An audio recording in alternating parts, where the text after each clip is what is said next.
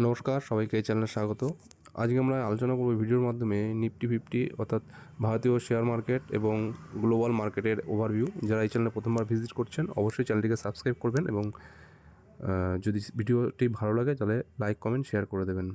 Last সপ্তাহে Nifty যে ক্যান্ডেলটা তৈরি করেছে সেটা হচ্ছে একটা ইনভার্টেড হ্যামার, এবং এই ক্যান্ডেল এরকম ক্যান্ডেল হলে আমরা জানি যে এই ক্যান্ডেল একটা ইন্ডিকেট দেয় যে রিভার্সাল হচ্ছে, যেটা হচ্ছে নিফটির যে ডাউন ট্রেন্ড চলছিল সেটাকে রিভার্সালের কিন্তু একটা ক্যান্ডেল হচ্ছে এই ধরনের ক্যান্ডেল আমরা জানি।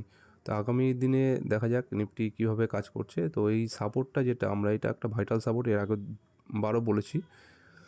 পরপর দুবার কিন্তু এখানে এই রেঞ্জটাতে অর্থাৎ 22,700 রাউন্ড ফিগার 700 22,700 এই রেঞ্জটাতে কিন্তু নিফটি একটা ভাইটাল সাপোর্ট জোন পাচ্ছে প্রত্যেকবারই বারবার।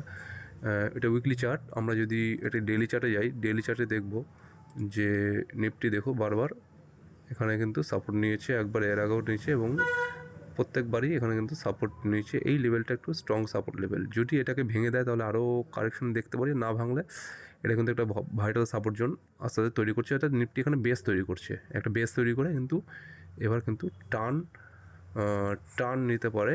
তার যে কারেকশন পিরিয়ড সেটা কিন্তু এখানেই কিন্তু আপাতত শেষ হওয়ার একটা ইন্ডিকেশন কিন্তু এখানে আমরা পাচ্ছি এই দুটো ক্যান্ডেল এবং এই যে রিভার্সাল ক্যান্ডেল যেটা আছে ইনভার্টেড হ্যামারের মাধ্যমে। দেখা যাক আগামী সপ্তাহে কী হয়। আমরা চলে যাবো এবার ব্যাঙ্ক নিফটিতে আমরা আগেই দেখছিলাম রেঞ্জ বাউন্ড মুভমেন্ট চলছিল উইকলি চার্টের ক্ষেত্রে। এই রেঞ্জটা আছে মোটামুটি 50,000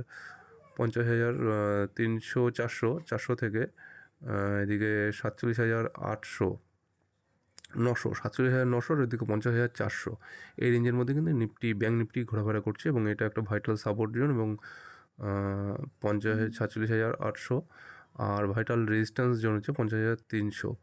এই দুটো মোটামুটি রেঞ্জটা যদি ব্রেকডাউন বা ব্রেক আপ করে, তাহলে ব্রেকডাউন বা ব্রেক আউট দেয়, তাহলে কিন্তু আমরা আরও উপরে বা নিচে আশা করতে পারি ব্যাঙ্ক নিফটির ক্ষেত্রে। নিফটি 500 দেখে নেব। নিফটি 500 অলরেডি সমস্ত লেভেলটা ব্রেকডাউন দিয়ে নিচে কিন্তু স্টে করেছে। এই লেভেলটা একটা ভাইটাল সাপোর্ট জোন ছিল, সেটা এখন রেজিস্ট্যান্সে পরিবর্তিত হয়েছে 21,700। নেক্সট আমরা দেখে নেব এটা সেন্সেক্সও সেম এই যে নিফটির মতোই এই লেভেলটা কিন্তু 75,300 এই লেভেলটা কিন্তু একটা ভাইটাল সাপোর্ট জোন হিসাবে কিন্তু এটাকে বারবার সাপোর্ট নিয়ে চলেছে এবং স্ট্রং সাপোর্ট লাস্ট উইকেও এটা একটা ইনভার্টেড হ্যামার তৈরি করেছে এবং এটা ইন্ডিকেশন দিচ্ছে যে এই রিভার্সাল কিন্তু এবার হতে পারে এই লং কারেকশানের পরে। ইন্ডিয়ান ভিক্স দেখে নিই। ইন্ডিয়ান ভিক্স অলরেডি একটা রেঞ্জ বাউন্ড মুভমেন্ট আগেই চলছে এবং এই জন্যই ইন্ডিয়ান মার্কেটও মোটামুটি একটা ভোলাটাইলিটি বেশি হচ্ছে। ভিক্সটা যেটা সেটা ইন্ডিকেশন আমাদের দিয়ে দিচ্ছে আগেই, দেখুন। নেক্সট আমরা চলে যাব ওয়ার্ল্ড মার্কেটের ক্ষেত্রে। ওয়ার্ল্ড মার্কেটে S&P 500 যেটা বেশ কিছুদিন আমরা কিন্তু ভালো র্যালি দেখেছিলাম এবং এই যে ভাইটাল সাপোর্ট জোন ছিল, রেজিস্ট্যান্স জোন, এটা কিন্তু ব্রেকআউট দিয়েও আবার নিচে চলে এসছে এবং এই লেভেলটা কিন্তু আবার টাচ করতে পারে, যেটা হচ্ছে 5,925। এই লেভেলটা আমরা এটা একটা পয়েন্ট আউট করে নিচ্ছি।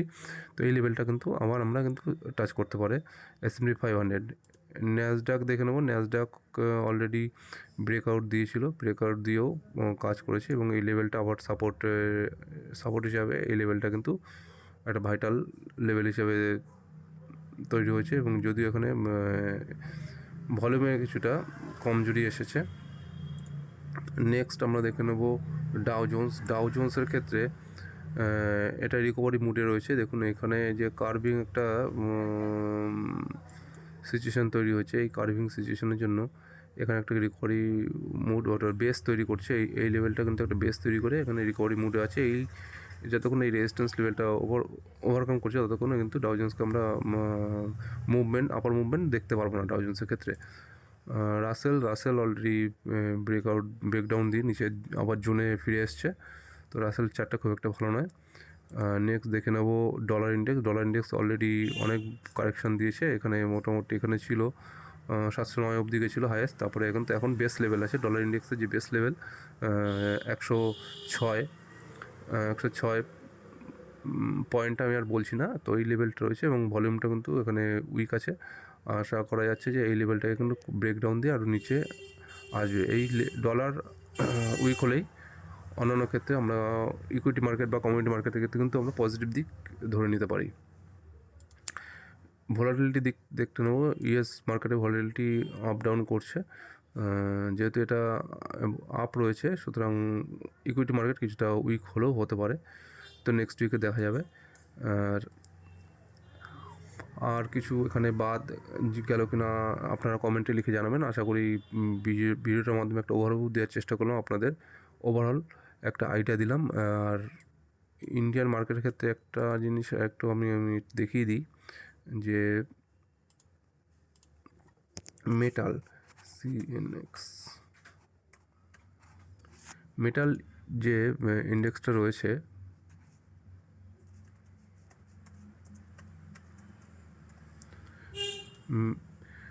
আউটপারফর্মিং সেক্টরের মধ্যে মেটাল ইন্ডেক্সটাকে আমি রাখবো, কারণ মেটাল ইন্ডেক্স দীর্ঘদিন ধরে কারেকশন হওয়ার পরে কিন্তু এখানে দেখুন পরপর ভালো রেজিস্ট্যান্স জোন পেয়েছে এবং এখানে চেষ্টা করছে ওভারকাম করার।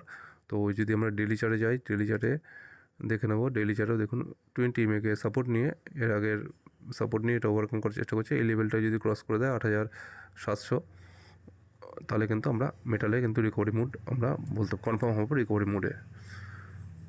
মোটামুটি একটা ওভারঅল আইডিয়া দিলাম। ভিডিওটি ভালো লাগলে লাইক কমেন্ট শেয়ার করে দেবেন এবং চ্যানেলটিতে আপনারা নতুন ভিজিট করলে অবশ্যই সাবস্ক্রাইব করবেন। নমস্কার, দেখা হচ্ছে পরের সপ্তাহে।